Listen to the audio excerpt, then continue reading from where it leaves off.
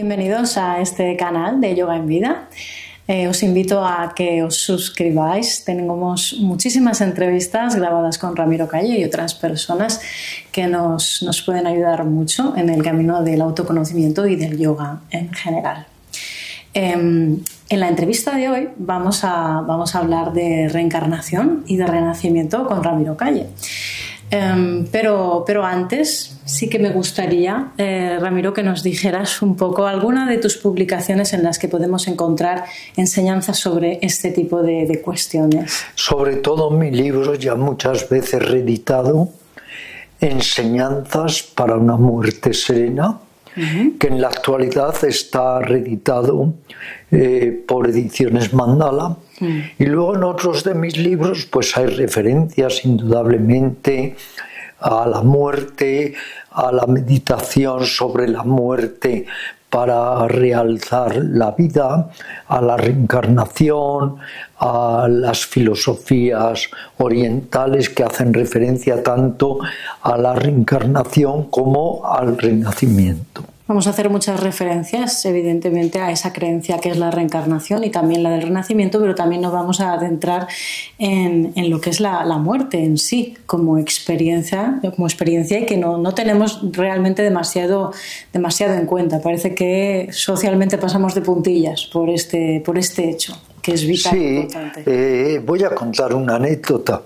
Me dirigí a un mentor muy aclamado y le hice la pregunta sobre la reencarnación y me contestó de una manera pues muy contundente, muy radical: esa no es mi experiencia, es un tema que no me interesa. Y era un maestro totalmente hindú. Quiero decir con esto que hay que distinguir entre lo que es creencia y lo que no es creencia. Y la reencarnación, si ello te ayuda a esa idea a ser mejor, bienvenida sea. Ahora, si crees mucho en la reencarnación, pero eso no te ayuda a embellecerte interiormente, a mejorarte, pues se queda en una creencia de muy corto o nulo alcance. Digo esto porque la mente humana es muy dada, como sabes, a elucubrar, a enredar. Y muchas veces nos extraviamos mucho en lo que fui, en lo que puedo ser, y no nos preocupamos y ocupamos realmente en lo que somos. La reencarnación, el renacimiento, el eterno presente, pues en fin, tantas conjeturas o elucubraciones sobre otras vidas, pues es una teoría. En tanto no lo vivamos como tal, como decía Marco Aurelio: cuando yo estoy no está la muerte, cuando la muerte está no estoy yo. Quiero decir con ello que estoy muy abierto a tratar este tema, me interesa el tema, pero que lo que quiero es evitar, como les digo a mis alumnos, eso de estar tanto hablando de vidas pasadas, de vidas futuras, de experiencias cercanas a la muerte, que al final perdemos lo esencial, que es nuestra vida de cada día y cómo mejorar, armonizar, humanizar esa vida de cada día. Que al final es una creencia. Claro, es que todo lo que no estamos viviendo es una creencia. Puede ser más o menos acertada, aproximada, pero es una creencia.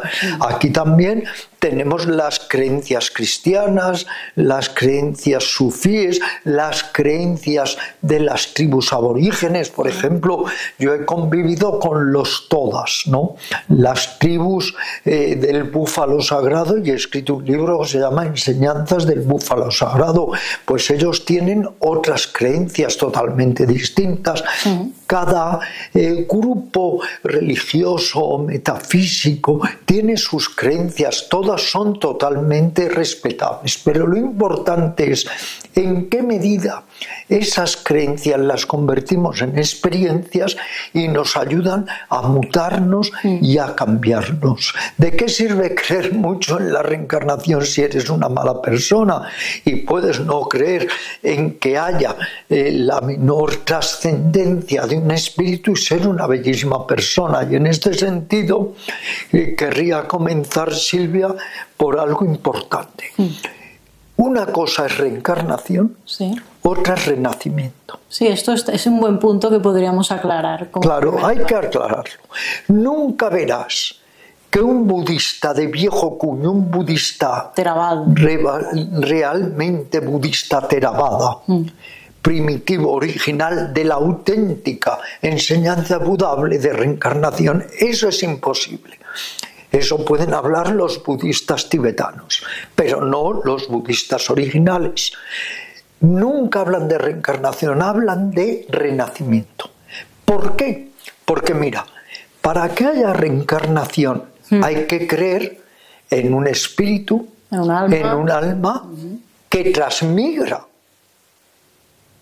que muere el cuerpo y toma otro cuerpo. Eso es reencarnar. Sí. Dejo este cuerpo y tomo otro cuerpo. Hay un espíritu que, como un ave, va tomando diferentes cuerpos hasta que obtiene el moksha, la liberación definitiva. Creencia hindú y de determinadas corrientes hindúes. Renacimiento. Es que nada renace que no sean los contenidos del inconsciente. Los budistas no creen que haya un Atman, un ser, un alma, un espíritu, como queramos decirlo. Si no hay un Atman, si no hay un ser, si no hay un espíritu, ¿qué transmigra? ¿Qué es lo que renace? El espíritu no, por eso nunca hablan de reencarnación. Lo que renace son los contenidos del propio inconsciente.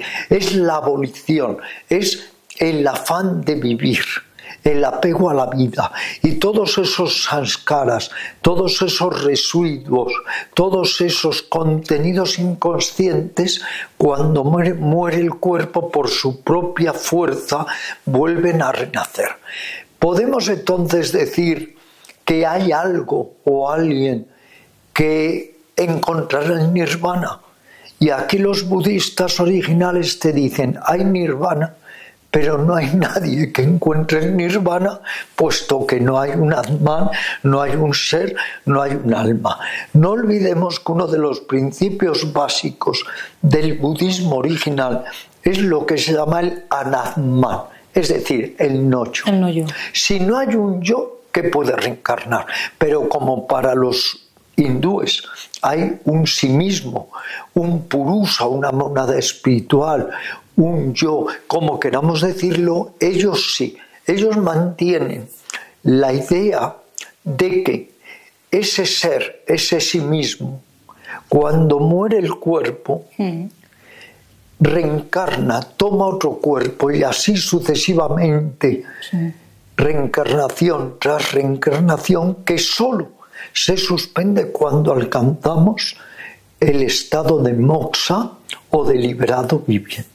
Es que me surgen unas dudas con respecto a lo del renacimiento, porque si lo que renace son esos impulsos, esas tendencias están en algo, en algún tipo de entidad.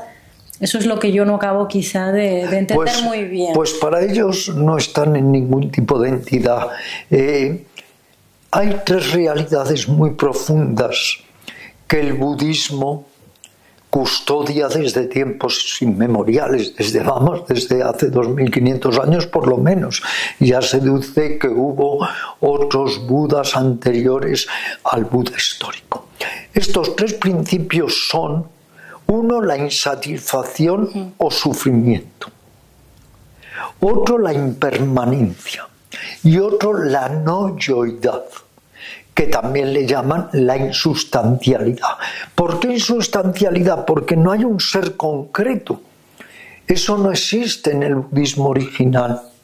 Claro, a veces no es fácil conciliar. Bien, si no hay un ser concreto, ¿quién se libera? Y entonces ellos te dicen: hay liberación, pero no hay alguien que se libere, puesto que no creen en un yo o en un ego más permanente. Es que esas dos primeras premisas yo sí que las veo, ¿no?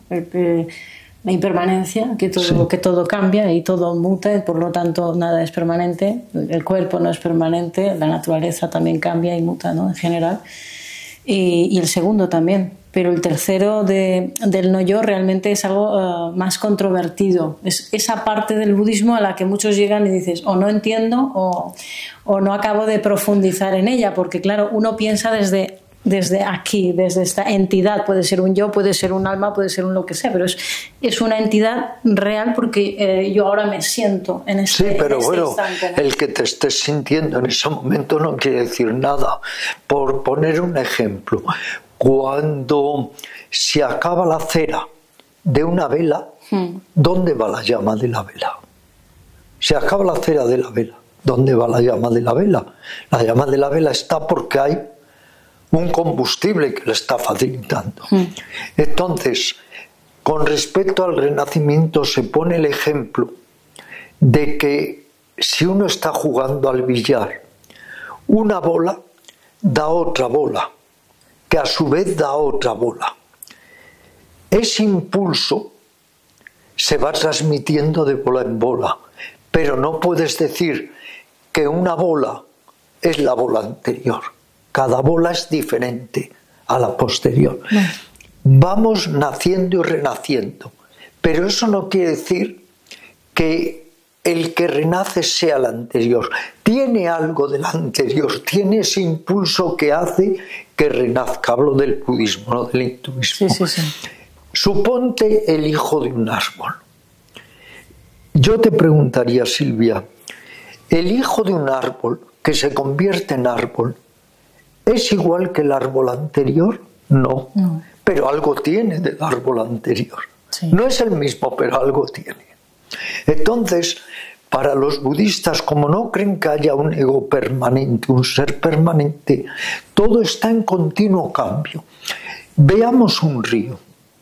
Tú ves las aguas del río, pero esas aguas están constantemente circulando y circulando, y unas empujan y arrastran a las otras.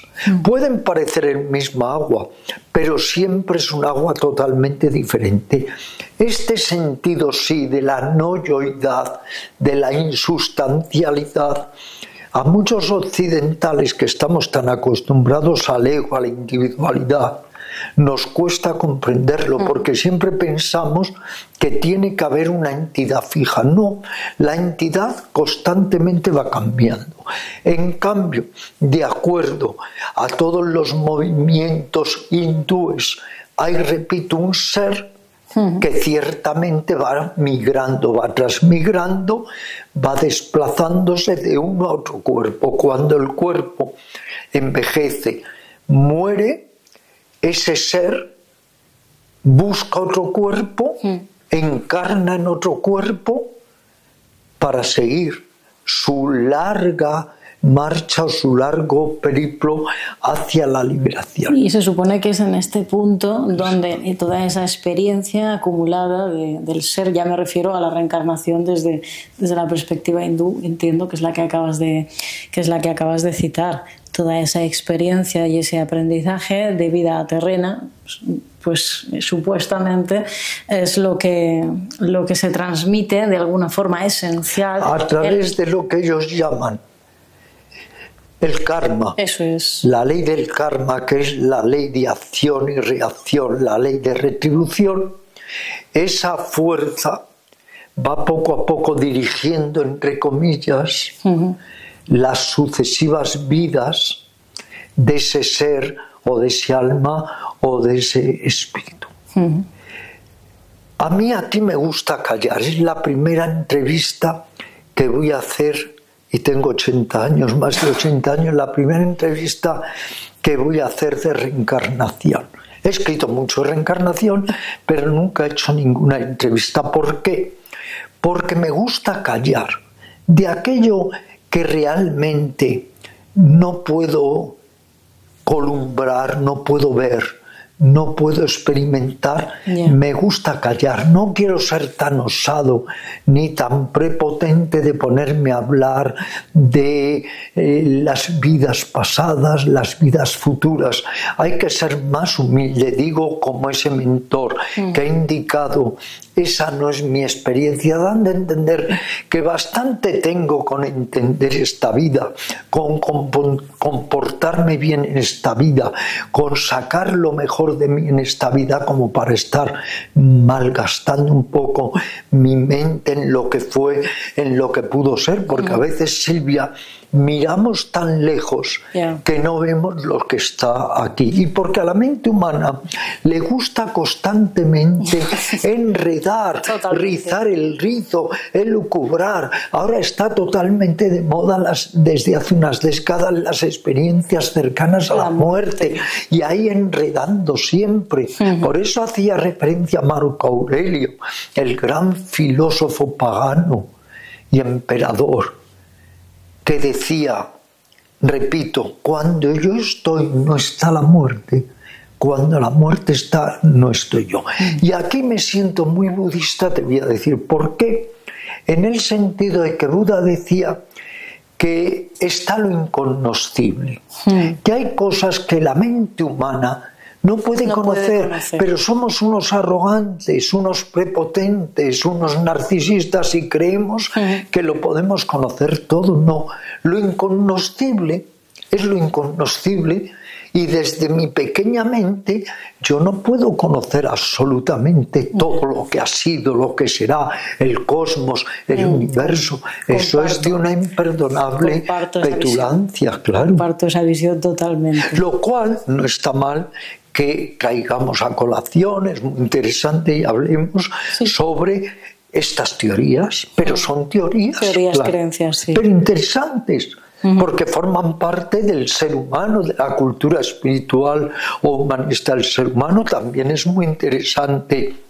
la teoría que mantenía el físico Ouspensky y Nietzsche, que llaman el eterno presente, que volvemos una y otra vez a repetir el eterno retorno, a repetir constantemente la misma vida. Claro, es que teorías son tantas. Podemos reencarnar en cualquiera de los reinos que hay, desde el reino animal, el humano, el reino vegetal, el reino de los suras y los asuras, que son los demonios, los espíritus, el reino de los pretas, que son los espíritus hambrientos que nunca se sacian por mucho que coman y beban, siempre están en ese sentimiento de insatisfacción. Pero una cosa es elucubrar y otra es la realidad tal cual la vivimos, que tampoco es la realidad, porque claro, lo que nosotros vemos no es lo que es. Vemos a través de códigos, de patrones, pero tampoco es lo que es. Pero ya bastante compleja, figúrate, es esta vida en la que nos estamos moviendo, como para empezar a elucubrar sobre vidas pasadas, sobre vidas futuras. En lugar de a veces gastar tanta energía en esas elucubraciones, vamos a centrarlo aquí y ahora. Todo eso que estás durante meses pensando del pasado, del futuro que viviste, ponte a meditar. Que va a ser más efectivo, claro, en realidad. Es lo más efectivo. Porque incluso si meditas, estarás mejor preparado cuando llegue el momento de morir, de desencarnar. Claro. Pues si te parece bien, vamos a adentrarnos más en profundidad ahora en este tema. Bueno, Ramiro, entonces, ¿tú en qué crees? Bueno, yo creo en todo y en nada. Lo que no dejo es que la creencia usurpe el lugar de la realidad. Lo que no dejo es que las creencias, en la medida de lo posible, obnubilen mi mente, me confundan, me perturben, y en lugar de esclarecer y facilitarme la senda interior, me la estén constantemente atascando o, insisto, perturbando. Para mí, la creencia tiene que convertirse en experiencia. Y sobre todo algo muy importante, Silvia. La creencia me ayuda a humanizarme, me ayuda a mejorarme, me ayuda a ser una persona más bondadosa, más tierna, más compasiva. Entonces, bienvenida sea la creencia, si no es una creencia dogmática o fanática. Pero si no me ayuda todo eso, si no me transmuta, si no me transforma, yo no quiero creencias. Yo lo que quiero es experiencias. Yo no quiero estar, por poner un ejemplo hindú, todo el día hablando del dulzor de la miel. Yo lo que quiero es probar la miel. Claro. Creo en todo, creo en nada. Bueno, es una buena perspectiva en realidad, porque al final pues no te aferras a una creencia en particular, sino que las contemplas. Exacto, y ya que tú y yo hemos hecho otro espacio a propósito del desapego, pues creo que es bueno ejercer el desapego a las opiniones, a las creencias, irnos liberando de juicios y de prejuicios para empezar a ver las cosas como son y proceder en consecuencia. Retomando un poco el tema de reencarnación. Bueno, si hay reencarnación tenemos tanto tiempo para retomar, pero bueno, si no retomamos ahora, retomamos en otras vidas. Una pregunta como muy, muy concisa, ¿no? Es que ¿qué culturas concretamente, tradiciones, religiones y sistemas filosóficos creen realmente en la reencarnación? Pues sobre todo los movimientos heterodoxos que surgieron en la India, no. Esos son los que no creen. Los heterodoxos no. ¿Y cuáles son los heterodoxos?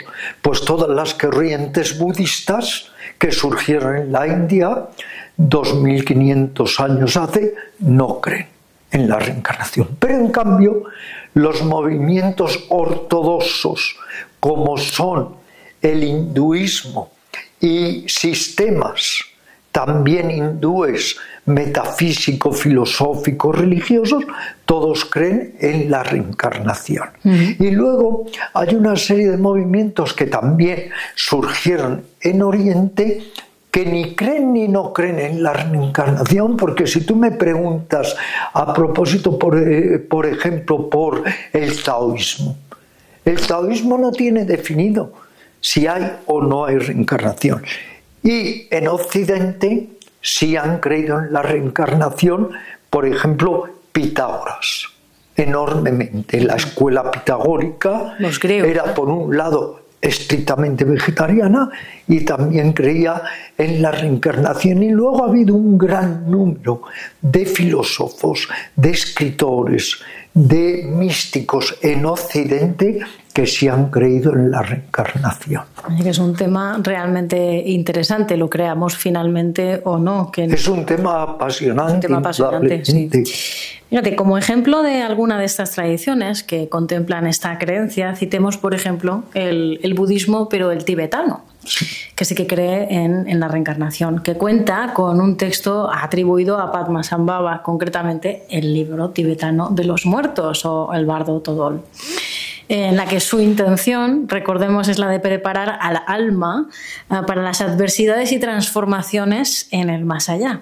Podríamos decir que su profundo mensaje es que el arte de morir es tan importante como el arte de vivir. ¿Crees que nuestra cultura occidental actual desatiende la vivencia de la muerte en contraposición, por ejemplo, con este tipo de creencias? Por supuesto, con este tipo de creencias prácticamente el 90% de los occidentales no entran en ellas, las consideran unas veces una fantasía, otras veces ajenas a ellos, pero es muy interesante indagarlas, aunque solo sea por ver qué ha nacido del genio humano. Yo he investigado muy a fondo todo lo que son estos textos que tienen que ver con las creencias post-mortem, sobre todo como ser humano, para ver lo que también han considerado otros meditadores, otros seres humanos, otros sabios, otros metafísicos. Siempre es interesante. Ahora bien, lo importante es, antes que nada, aprender a vivir. A ver si por aprender a morir no vamos a aprender a vivir. A ver si hay muchos textos de aprender a morir, pero no nos dan ningún manual de instrucciones de aprender a vivir. Pero de lo que no cabe duda es que la muerte forma parte de la vida y que en la medida en que estamos aprendiendo a vivir también hay que asumir que hay que morir. Esto lo han hecho desde tiempos inmemoriales los verdaderos yogis, saber que hay que vivir desligándonos, desasiéndonos, tratando de no aferrarnos a nada, porque todos los tenemos al final que soltar. Y todos tenemos esa asignatura pendiente, no sabemos soltar. Si no sabemos soltar, Silvia, ¿cómo cuando llegue el momento vamos a saber soltar este cuerpo? Luego yo creo que es muy importante el bien morir. Lo que se ha venido a llamar, o yo he incluido en mi libro Enseñanzas para una muerte serena, es lo que en Occidente se ha llamado el bien morir, el arte del bien morir.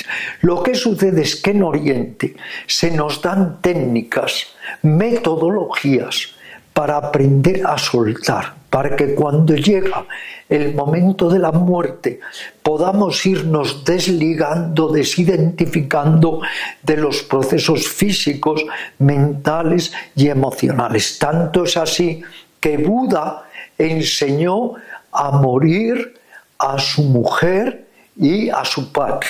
Y uno de los grandes discípulos de Buda, Sariputra, cuando intuyó que la muerte venía, reunió a sus discípulos y les dijo: queridos míos, como el jornalero recibe su paga, voy a recibir a la muerte. Gracias por vuestra dedicación. Se sentó en meditación, se cubrió la cabeza con la túnica. Todos creyeron que estaba meditando y ya había desencarnado, ya había muerto. Luego sí, hay toda una cultura de aprendizaje para lo que llamaríamos el bien vivir, pero el occidental la ha desatendido totalmente, pero como desatendemos todo. Si es que en Occidente lo único que nos interesa es el largo desenfreno de los sentidos y la ligazón, la identificación obsesiva y adictiva con el placer de los sentidos.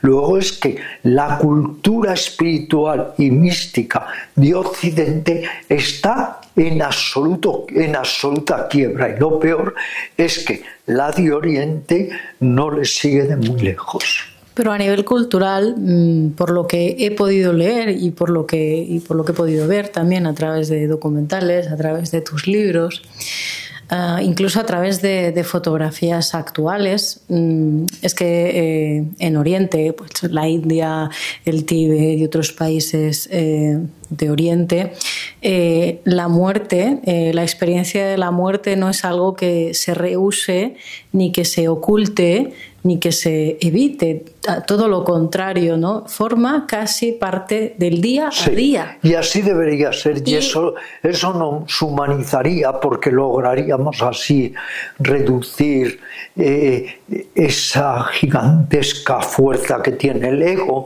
seríamos más humildes, menos arrogantes. O sea, yo creo que el recordatorio de la muerte es muy, muy importante, y saber que somos finitos, que empezar a vivir ya es empezar a morir, y que todos tenemos una asignatura pendiente, que es saber soltar, saber morir y no estar tan aferrados a lo puramente sensorial. Yo mismo he estado en ceremonias, pero un buen número de veces, de budismo tibetano, donde eran ceremonias para ayudar a guiar el espíritu de aquel que había desencarnado. Yo he asistido a estas ceremonias, son muy emotivas y conmueven indudablemente, y he tenido ocasión pues en la India de ver innumerables veces a personas que han estado muriendo, ¿no? Luego la cremación de cadáveres, un largo etcétera, o como los cadáveres se arrojan troceados, despedazados para que se los lleven los buitres, y muchas otras formas. No sabemos abandonar esta vida. Uno de los apegos más grandes que hay, dicho por todos los sabios de Oriente, es el apego a la vida. Hay dos apegos que hay que evitar. Vienen en los textos antiguos. Uno es el apego a la existencia y otro es el apego a la no existencia. Cuidado, son dos grandes apegos, a la existencia y a la no existencia. El sabio, el que mantiene una mente ecuánime, serena, es aquel que ya ni se aferra a la existencia, pero tampoco se aferra a la no existencia. En cuanto Silvia, que te ha dejado un poco descolocada, lo de que renazca nada más que los residuos del inconsciente, bien, y que no haya un yo concreto.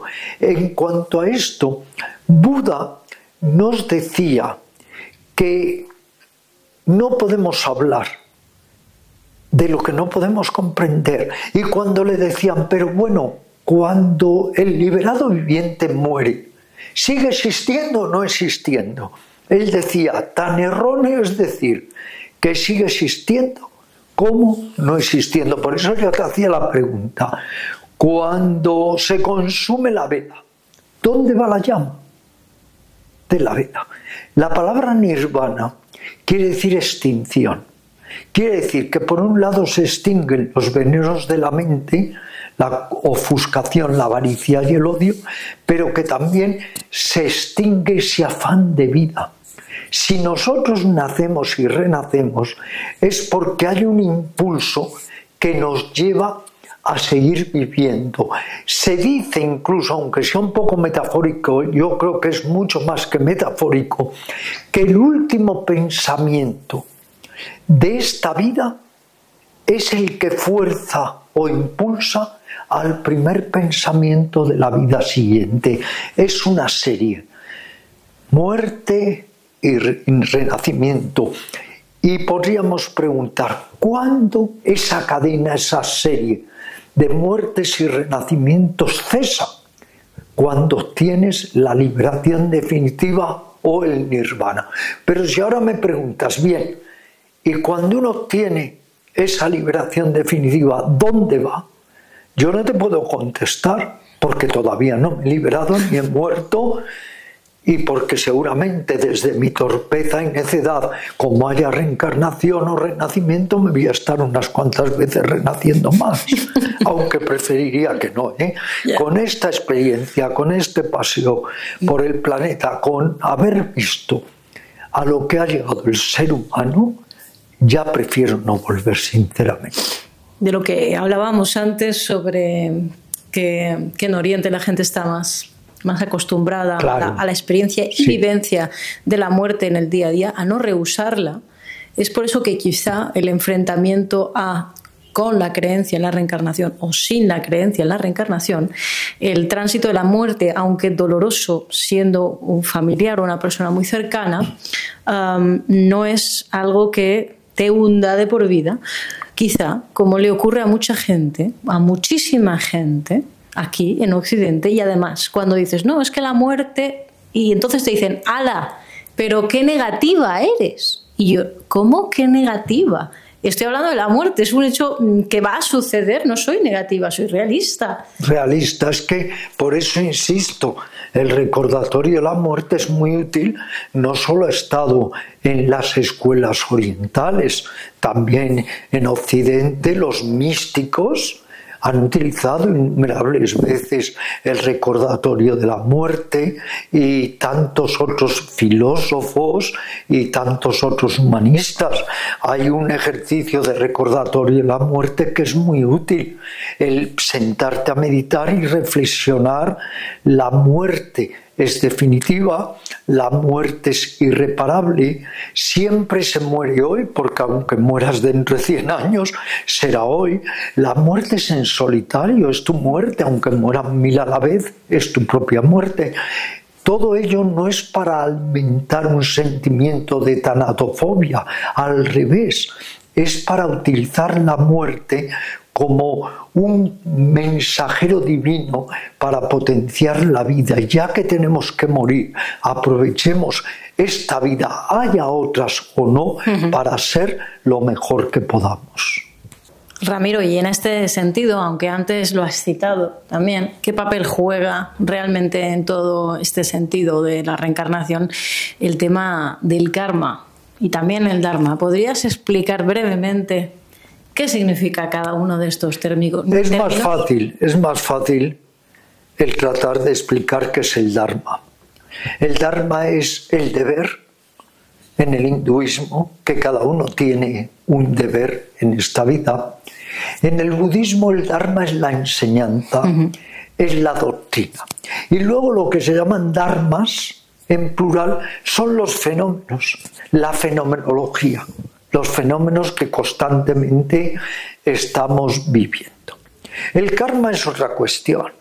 El karma es una fuerza muy misteriosa que de alguna manera nos hace, entre comillas, pagar los actos que hemos llevado a cabo. O sea, que todos seríamos el resultado de nuestros propios actos. Si aquí pones una condición, en algún otro lado va a surgir el resultado de la condición, aunque muchas veces no podamos ver esa conexión de una forma directa, puesto que nuestra visión humana es muy limitada. Pero aquí quiero derivarme a una historia espiritual que recojo en mis numerosos libros de historias espirituales de Oriente que he ido recopilando en las últimas 2 décadas. He aquí que un discípulo llega al maestro y le pregunta: maestro, ¿quién sostiene el mundo? Dice el maestro: 8 elefantes blancos. Y el discípulo perplejo dice: maestro, ¿y quién sostiene a los 8 elefantes blancos? Y dice el maestro: otros 8 elefantes blancos. Y así podríamos estar siempre. ¿Qué nos evidencia esta narración? Que la mente humana no puede comprender lo que está más allá de la mente humana, y que en esas situaciones lo mejor es lo que nos aconsejaba Buda: guarda el noble silencio. Y es un buen consejo en ese sentido, la verdad. Volviendo bien al tema de la reencarnación y renacimiento, ¿qué podrías decir? ¿Qué enseñanzas podemos sacar realmente de la creencia? Porque vamos a apuntar a que es creencia y no experiencia, evidentemente, porque no tenemos ese recuerdo, al menos que yo conozca a alguien, la verdad, o haya leído algo real, no lo podemos constatar. Pero ¿qué enseñanzas reales podríamos extraer de la creencia o de aquellas tradiciones que creen realmente en la reencarnación? ¿Qué valores o qué enseñanzas podemos extraer? Yo lo que diría es que a cada momento estamos reencarnando. Tú y yo, cuando comenzamos esta entrevista, no somos los mismos que éramos. En esta hora, ni tú ni yo ya somos los mismos. Todo cambia, todo se transforma. Somos un flujo de ideas, pensamientos, deseos, odios. ¿Qué es lo esencial? Lo esencial es que cada momento de nuestra vida lo vivamos con compasión, con lucidez, con benevolencia. Y que no estemos pensando: en otra vida seré mejor. No. Por si no hay otra vida, te recomiendo una cosa, querido amigo: sé mejor en esta.